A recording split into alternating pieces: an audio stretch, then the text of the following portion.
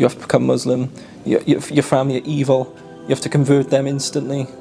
You know, stuff like that. I was genuinely terrified. I was shaking as I was sitting in the car outside the mosque, waiting to go in.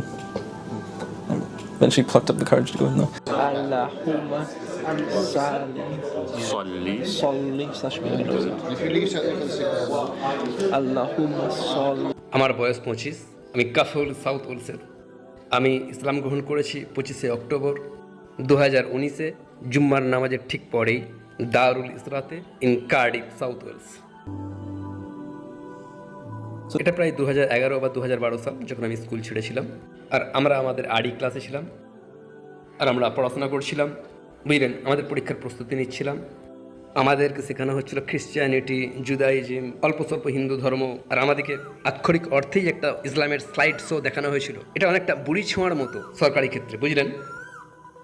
যাই হোক, আমরা সব কিছুই লিখে নিচ্ছিলাম। So ইসলাম হলো Abrahamic, strictly একত্ববাদী, অনেকটা খ্রিস্টান ধর্মের মতো। এই ধর্মের স্থাপনা করেছিলেন প্রফেট মোহাম্মদ মক্কাতে। ওকে, জাস্ট এসব তথ্যগুলো নিলাম আর বাড়ি চলে এলাম। আমি শুরু করলাম ইসলাম নিয়ে গুগলিং, ধর্মটা আসলে কি জানতে হবে। তাই জানা শুরু করলাম ইসলামিক হিস্টোরি, সংস্কৃতি। আর ওটা কি কালো কিউব বিল্ডিংটা, দ্য কাবা, মক্কা শহরটাই বা কি, আর মদিনা শহর, আর এই বিশাল মসজিদটাই বা কি। এটা তো দারুণ সুন্দর।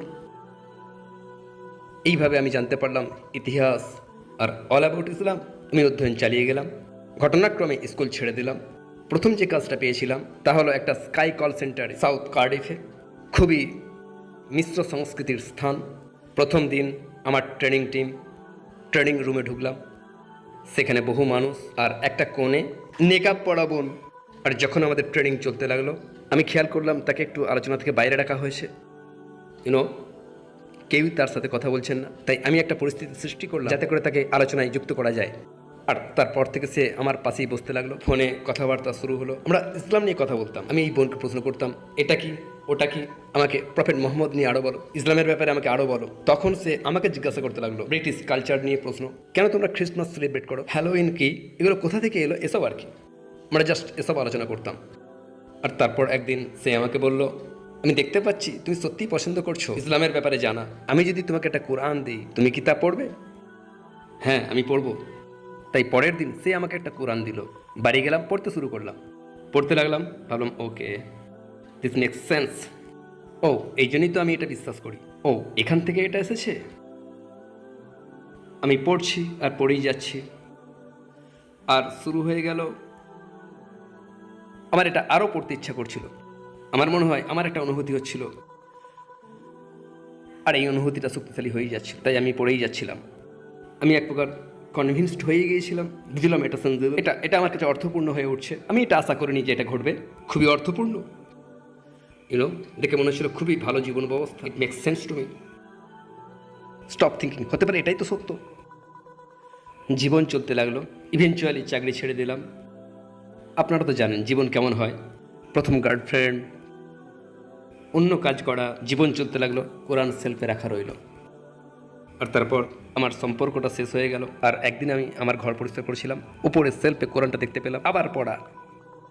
আর আগের মতো একই ঘটনা, স্টার্ট রিডিং।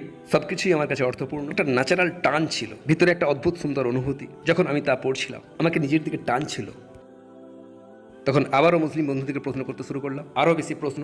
আর তারা ইভেনচুয়ালি আমাকে বলে বসলো, তোমার উচিত একটা মসজিদে যাওয়া, একজন ইমামের সাথে সাক্ষাৎ করা। তাই মসজিদে গেলাম। প্রথমবার ভয় পেয়ে গেলাম। সত্যি আমি দুশ্চিন্তা করছিলাম, যেমন আমরা মিডিয়াতে দেখি আর কি, খুবই উগ্র, খুবই স্ট্রিক্ট, খুবই খারাপ। যেমন যদি তুমি মুসলিম হও, তখন তো তোমার কাছে পরিবার খারাপ, তাদেরকে সাথে সাথেই ধর্মান্তরিত করতে হবে, বুঝলেন, এইসব আর কি। আমি সত্যিই ভয় পেয়ে গিয়েছিলাম। আমি কাঁপছিলাম। মসজিদের বাইরে গাড়িতে বসে বসে অপেক্ষা করছিলাম যাবার। শেষ পর্যন্ত সাহস সঞ্চয় করলাম। যখন ভেতরে গেলাম, তার কিছুই নেই, প্রত্যেকেই খুব সুন্দর। দ্য ইমাম was so kind and nice. তিনি নিজে আমাকে সব কিছু দেখালেন। এটা হলো জায়নামাজ, এখান থেকে আমরা জুম্মার খুতবা দিই। এগুলো হলো সেই শাড়ি, যেখানে আমরা সারিবদ্ধভাবে দাঁড়াই, ক্যাম করি, সেজদা করি, রুকু করি। আর আমার মনে হয় আমি গিয়েছিলাম বিটুইন মাগরিব আর ইশার নামাজের মাঝখানে। কারণ তারপরেই ভাইয়েরা সব আসতে শুরু করলো, বুঝলেন, ইসার জামাতের জন্য। তারা নিশ্চয়ই আমার খবর পেয়ে গেছে, তারা নিশ্চয়ই আমাকে নিয়ে এখন মিটিং করবে। আমি খোঁজ করছি ইমার্জেন্সি দরজাগুলো খোলা আছে কিনা, যেন বন্ধ না থাকে, এরকম আর কি। কিন্তু তারা সবাই তো আমার কাছে আসতে লাগলো আর আমাকে বলতে লাগলো, দেখে খুশি হলাম, সাক্ষাৎ করে ভালো লাগলো। কেউ 10 সেকেন্ডের বেশি তাকাচ্ছিল না বা আমার সাথে হাত মিলাচ্ছিল। তারা সবাই খুব সুন্দর, নাইস এনার্জি, নাইস অ্যাটমসফিয়ার।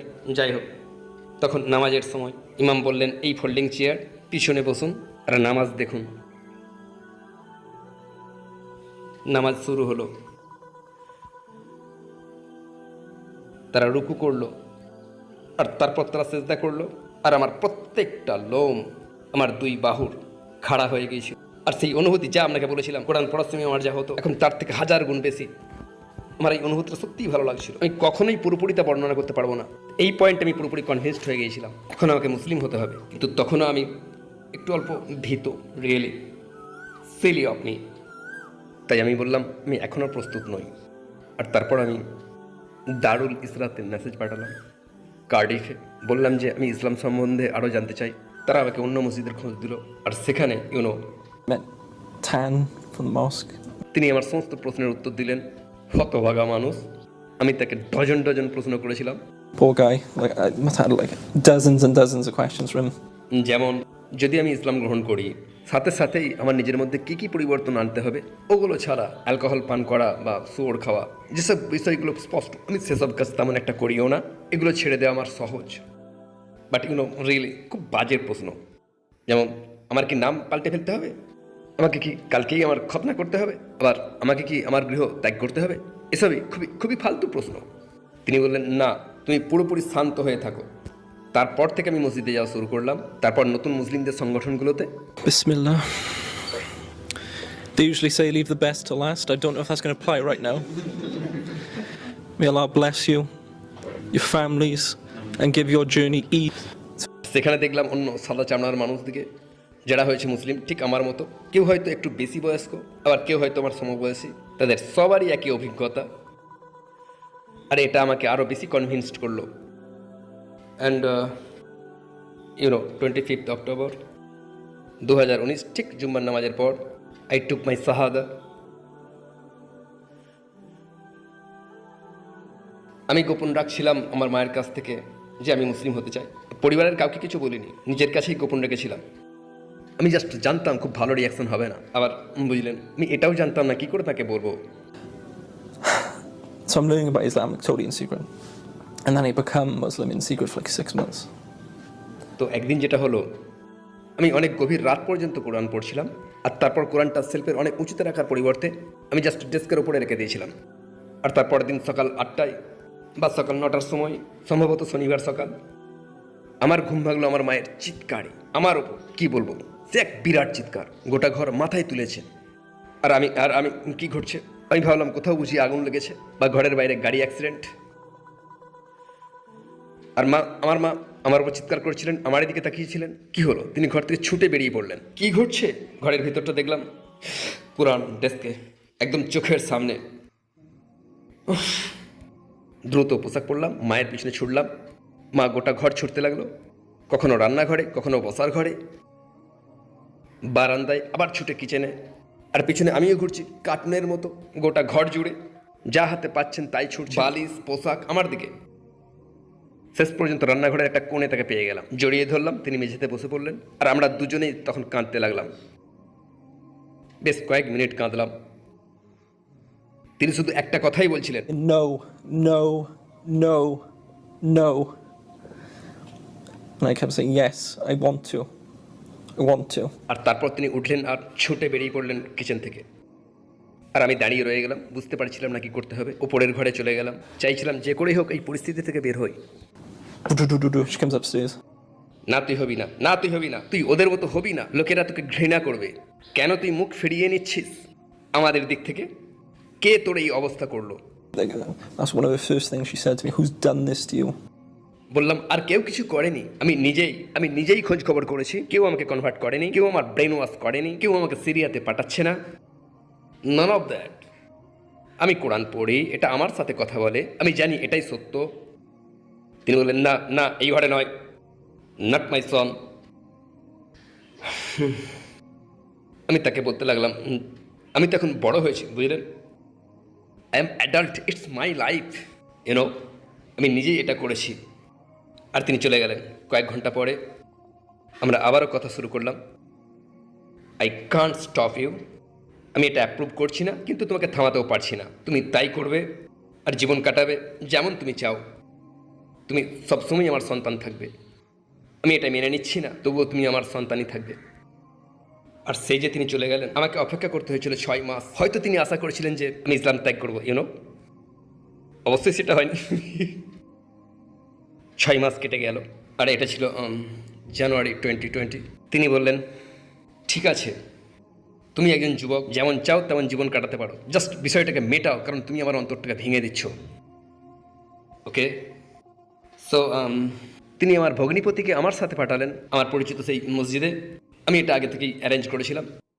বেশ কয়েকজন ভাইকে আমারই সাথে শাহাদা গ্রহণ করতে হলো আমার ব্রাদার ইন লয়ের সামনে। আমরা এই একই কাজ আবারও করলাম।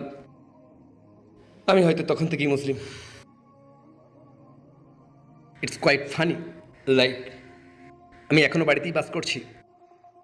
তিনি ক্রিসমাসে আমার জন্য উপহার নিয়ে আসেন, সাম পেয়ার ব্রিডস, তসবি, আর তারপর এরকম কিছু দ্রব্য।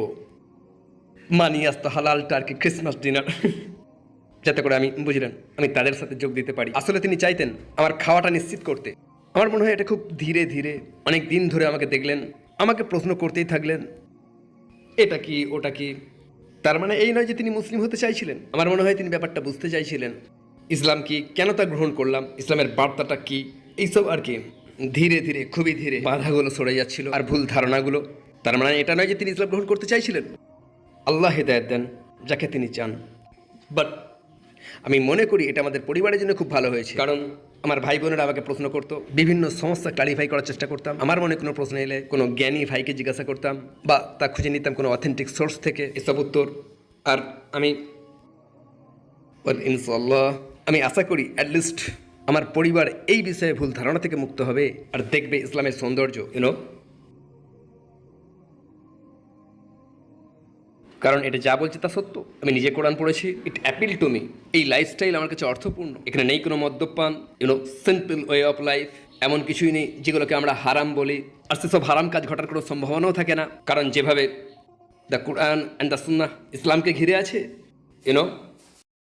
দেখুন, আমি অ্যাডপ্টেড সন্তান। এই পরিবার আমাকে দত্তক নিয়েছিল আমি যখন 6 মাসের ছেলে। আমার জন্ম এক ভগ্ন পরিবারে। আমার জন্মদাতা পিতামাতা, তাদের জীবনের উজ্জ্বল ভবিষ্যৎ ছিল, ড্রিঙ্ক অ্যান্ড ড্রাগ তাদেরকে ধ্বংস করে দিয়েছে।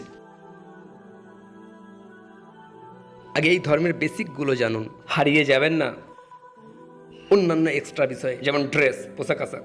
জাস্ট আগে বেসিকগুলো জানুন, আগে সঠিক মূল বিষয়গুলো জানুন। জাস্ট এটুকুই আপনার প্রয়োজন। এগুলোই আগে আপনাকে মানতে হবে। না আপনাকে আপনার নাম পাল্টাতে হবে, যদি না আপনি নিজে চান। আপনাকে পাল্টাতে হবে না আপনার পোশাক পদ্ধতি। অবশ্যই এটাকে শালীন হতে হবে যখন মসজিদে যাবেন, ইউনো। জাস্ট আপনার খারাপিগুলো দূর করুন, এটাই আল্লাহ চান।